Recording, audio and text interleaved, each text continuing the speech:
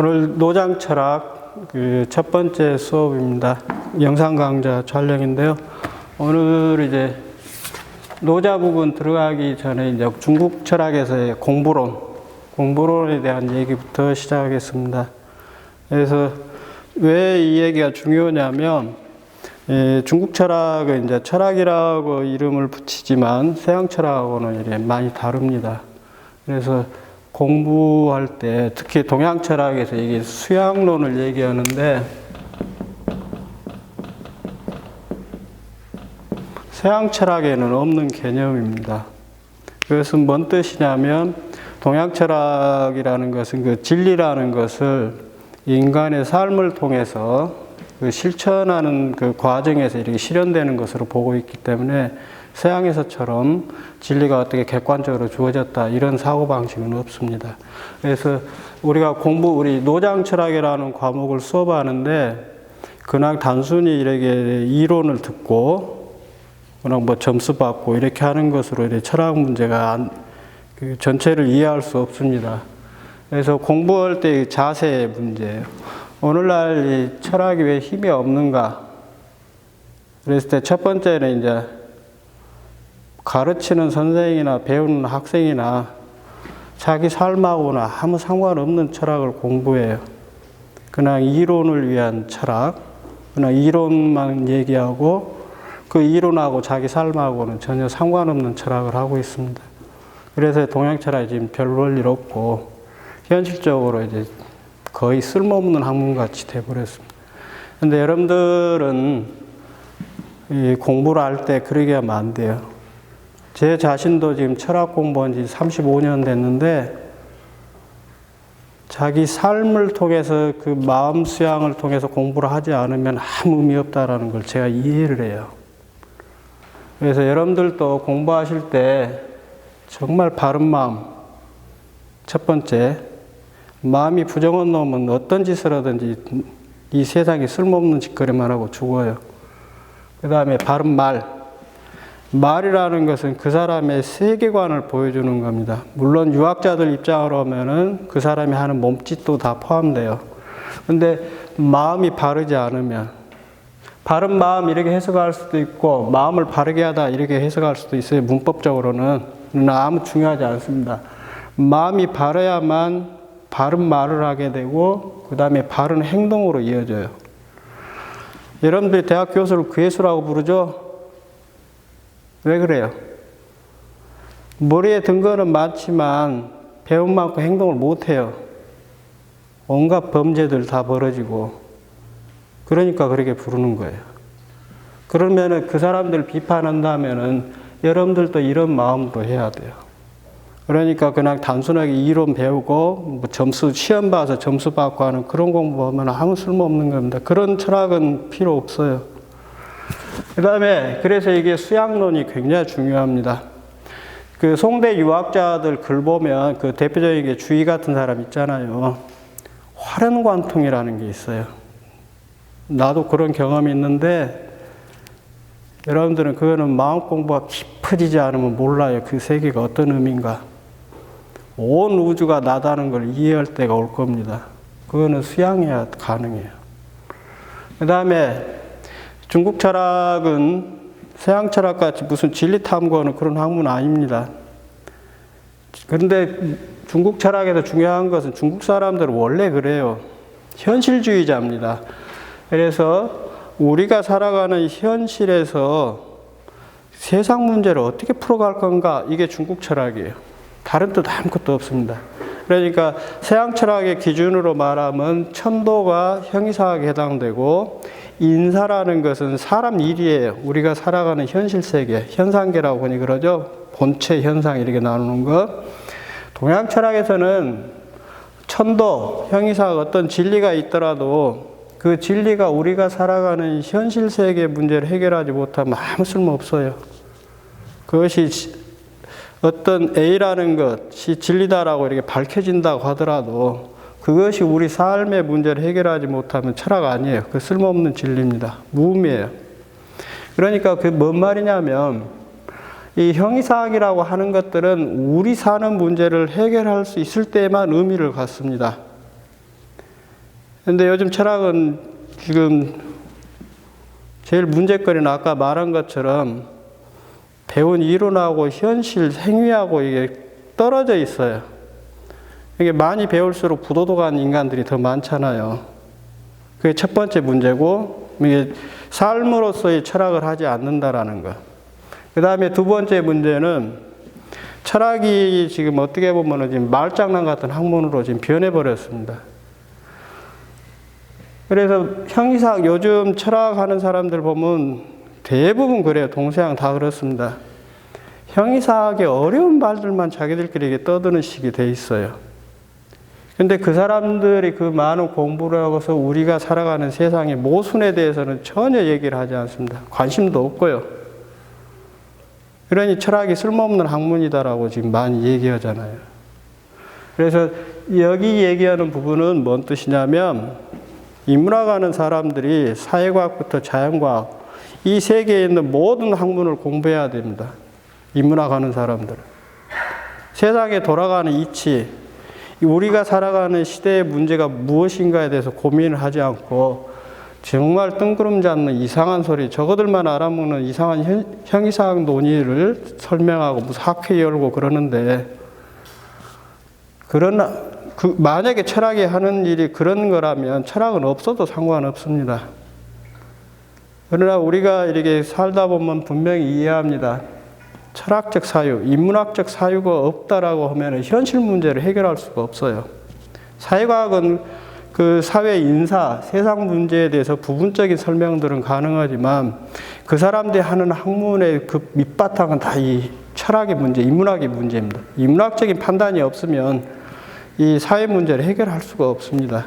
그러므로 여러분들도 노장 철학이라는 이런 과목을 통해서 뭐 중국 철학의 한 부분을 이렇게 배우겠지만, 우리가 살아가는 세상 문제가 어떻게 되어 있고 무엇이 문제인가에 대한 큰 고민을 해야 합니다. 그리고 이게 노장 철학이니까 노자 장자, 우리나라 이제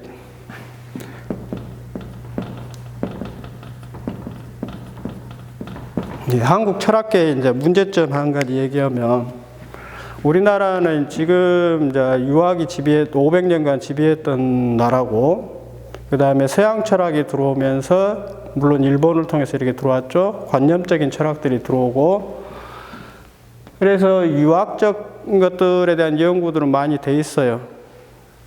그런데 우리나라의 도가 철학, 이게 내 중국 지도 교수는 그걸 도학이라고 쓰는데, 우리나라에서는 도학이라고 그러면은 유학자들 중에서 뭐 송대 유학자들, 도통을 이어받은 양반들을 도학전에서 이렇게 원나라 때부터 이렇게 썼거든요. 근데 중국에서는 이게 도학이라는 거 따오슈이라고 그러는데, 기본적으로 이 도가 철학을 말하면 이게 도가, 도교, 단도, 이게 단따오라고 그러는데, 이 세 가지를 포괄해서 이게 도학이라고 말합니다. 근데 한국 사회에서 지금 노장 철학을 제외한 나머지 학문은 거의 연구가 안 돼 있어요. 이 도교에 대한 연구, 황로학에 대한 연구, 거기 황로학에 관련된 책들도 안 나와 있고, 황로학이 뭔가에 대한 그 개념도 지금 모르는 상태입니다. 그리고 노장을 벗어나 버리면 이 뭐 신선도교, 그거하고 민중도교로 일반적으로 도교가 나눠지는데, 도교가 뭔 뜻이고 도교의 천계가 어떻게 되어 있는지, 그 다음에 이렇게 외단 황백술이라고 신선되는 방법이 있어요. 그런 거. 그 다음에 이게 단도라는 것은 내단을 말하는 겁니다. 내단 심성철학이라고 하는데, 내단에 대한 연구도 아무것도 안 돼 있어요. 아주 불모지입니다. 왜 그러냐면 도가 공부하면 교수를 안 뽑으니까 이쪽 안 해요. 교수 되려면 유학 공부해야 합니다. 그래서 이쪽에 우리나라의 학문 수준이 그래서 굉장히 떨어진 나라예요. 이전에는 중국 철학자들 유물론어 철학을 하니까 그런 중국 철학자들에 대해서 우리가 대학원 다닐 때만 해도 중국 책은 별로 안 봤어요. 쓸모가 없으니까. 근데 내가 유학 가서 이렇게 보니까 중국의 도가 철학 이렇게 학문, 다른 건 다 빼놓고 내가 공부했던 분야만 말씀드리면, 도가를 공부하는, 이게 도학을 공부하는 분들은 중국이 우리보다 수십 년 앞서 있어요. 한국에는 도가 철학 하는 사람들이 거의 없습니다. 여러분들이 논문 이렇게 찾아보시면 거의 노자장자 뭐 이런 거 대충 쓰는 그런 수준이에요. 굉장히 떨어져요, 한국 사회는. 그래서 여러분들도 좀 더 그냥 노장철학 공부하니까 도가 철학에 대해서 얘기하는 것들이 어떤 건가 좀 더 넓게 포괄적으로 공부했으면 좋겠습니다. 그 다음에 이제 여기 부분은 노장 철학으로 대표되는 그들이 살았던 시대, 동양 철학에서는 특히 이 시대 문제가 뭐냐면 그 시대 정신이에요. 모든 시대에는 그 시대에 해결해야 할 철학적 주제들이 다 있습니다. 그러면은 노자, 장자, 요즘은 노장 철학을 마치 무슨 신선들 도통하는 얘기 같이 쓰는 책들도 많이 봤을 겁니다. 그렇게 풀이하는 책들도 있어요. 황로학 이후로 이렇게 흘러오면서 이 노장 철학 자체를 도교적으로 이렇게 설명하는 책들이 많이 나와 있습니다. 그러나 노자, 장자는 원래 정치 철학이에요. 중국 철학의 핵심은 딱 하나입니다.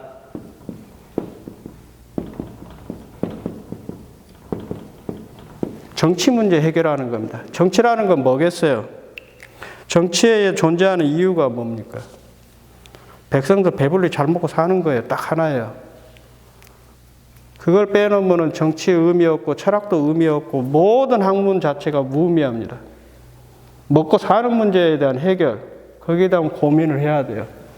그래서 이 시대적 배경이라는 것도 노자하고 장자라는 사람들이 어떤 시대에서 어떤 문제의식을 가지고 그 시대를 살아갔는가, 이걸 이해해야 됩니다. 그것이 없으면 관념적으로 이게 해석할 거예요. 전혀 현실하고 무관한 철학.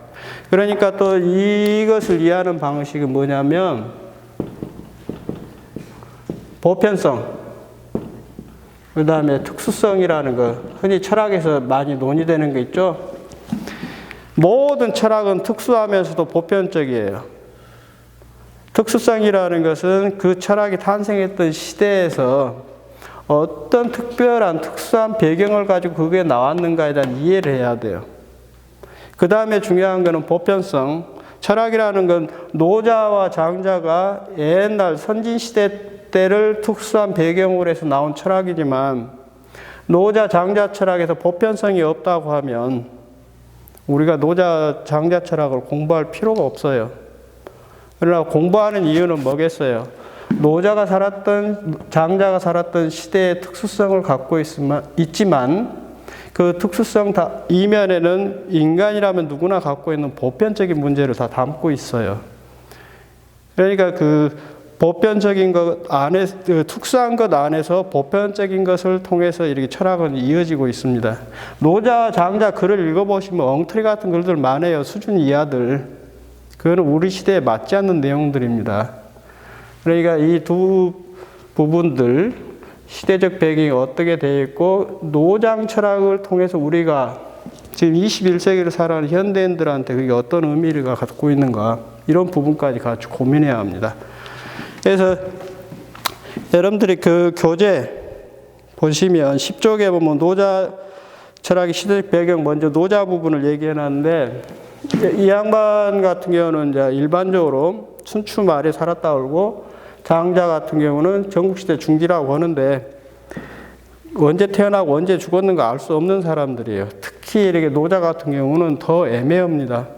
명확한 기록이 없어요. 사마천이 책에 나와 있는 것도 애매모호하게 이렇게 기록되어 있어요. 모르니까 그렇게 썼겠죠.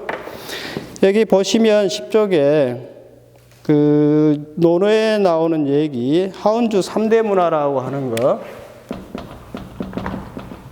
거기에 대한 공자의 평가가 이렇게 되어 있는데, 공자 자신은 이제 은나라 후손이라고도 그러는데, 이 양반은 이제 주나라 예양 문화를 따른다라고 자기가 얘기하잖아요. 그래서 그 주나라를 정통적 관념으로 보고 주나라 문화가 이렇게 문질빈빈이란 말 들어보셨죠? 그 바탕과 형식, 내용과 형식이 이렇게 균형을 잡고 있는 게 주나라 문화다. 그래서 이 양반은 나는 주나라 문화를 따르겠다 이렇게 얘기합니다. 거기에 대한 내용들이에요. 그래서 그 3대 문화를 어떻게 바라보는가. 근데 왜 이 얘기를 하냐면 이게 주나라라는 게 그 유학이에요. 유학 문화. 근데 이게 하운주 이렇게 은대 문화라는 것은 도가 문화입니다. 그래서 문화의 출발점이 달라요. 그래서 단순하게 비교를 해드리면 유학은 남성 중심입니다. 남성을 중심으로 해서 전개되는 철학이에요. 지금 현대 사회까지 온 세상을, 이 지구라는 세상을 지배하는 것은 남성 철학입니다. 남자들의 폭력, 남자들의 1인 남성이 여성을 지배하는 철학이 현대의 철학이에요. 모든 사회가 마찬가지예요. 이제 노자 철학은 거기하고 다릅니다. 이게 남성이라면 이 도학이라는 것은 여성 철학이에요. 그래서 도가에서는 남성보다도 여성을 더 모든 만물의 근원으로 바라봅니다. 힘의 원천으로도 보고 그것이 이 서로 받아들인 문화가 다르기 때문에 그럽니다. 그게 큰 틀로는 우선 그런 얘기들 읽어보시면 되고 이제 그 다음 쪽에 보시면 여기 그 칼덴마르크 글 인용해 놨잖아요. 노자와 도교에서 거기에 보시면 노자가 생각했던 그런 어떤 전통적 사회, 가치가 있는 사회라는 것은 이게 종교가 봉건 제후들 사이에서 상당히 안정된 균형 상태 유지해주는 그러한 형태의 사회였다 이렇게 돼 있잖아요. 공자가 말했던 그 유학적 세계. 그러니까 공자가 말하는 거 예학이라고 우리가 흔히 듣는 것들. 예라는 것은 간단한 거예요. 예의가 없다 어쩌고 저쩌고 하는데 본래 의미들은 뭐예요? 계급적 차별입니다. 유학은.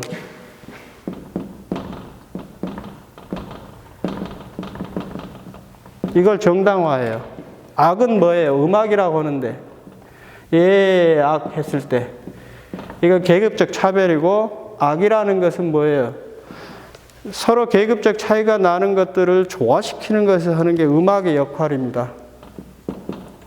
음악 이렇게 조화시키는 것. 지금은 없어졌지만 옛날 그 어렸을 때 보면은 그 가을 그 수학기 있죠. 농번기 수학기 같은 데면 동네 사람들 모여서 이렇게 꽹과라 치고 돌아다니면서 이렇게 그 뭡니까 돈을 걷고 공동체 그런 행동들 하거든요. 그런 것들 비슷한 것이 고대에는 뭐예요? 양반에 대해서 이렇게 비꼬고 비아냥거리고 이렇게 장난치고 하는 문화들 있잖아요. 그런 것도 포괄적으로 뭐 이런 좋아하는 겁니다. 여러분들이 계급적 차별을 통해서 세상을 지배할 수 있을 것 같지만 폭력으로 세상 지배 못해요. 그 폭력을 완화시켜 줄 수 있는 장치가 필요합니다. 이게 유학도 마찬가지예요. 유학은 계급적 차별, 특히 남성이 여성을 지배하는 논리들이에요. 그것이 주역의 논리입니다. 건고 나눠지고 하는 것들. 그리고 그것을 정당화하는 게 유학이에요. 근데 도가 철학은 기본적으로 수의 철학. 그래서 여성적인 거예요. 물은 여성입니다. 이렇게 상선, 약수, 노자 그러잖아요. 그래서 이쪽에는 기본적으로 도가는 평등주의가 강합니다. 그 다음에 자유로운 거. 남에게 구속받고 하는 걸 싫어하고 남과 차별하는 걸 아주 싫어해요. 그래서 천지만물은 장자도 그렇게 얘기하잖아요. 천지만물은 나와 더불어 함께 살아가고 나와 더불어 하나다 그런 얘기들 하죠. 유학에서는 그런 말 안 해요. 물론 그 애련설 같은 게 있잖아요. 장제인가요? 추도인가 저도 가끔 헷갈리는데 그거 보면 그 사회는 모두 동포다 그래놓고 차별하잖아요. 말은 이렇게 평등주의 얘기하면서 하는 행동 보면은 차별주의들이 굉장히 강합니다. 그 유학의 특징이에요 원래. 못 바꿉니다 그들은. 그래서 이런 그 배경들 지금 너무 많은 얘기들을 한 번에 했는데 기본적으로 이런 것들에 대한 그 배경 이해가 되어 있어야 합니다. 오늘은 우선 첫 번째 그 강좌니까 간단하게 여기까지 얘기하는 걸로 하고 다음에 이제 이어서 도장 철학의 시대적 배경에 대한 강좌를 이어가도록 하겠습니다.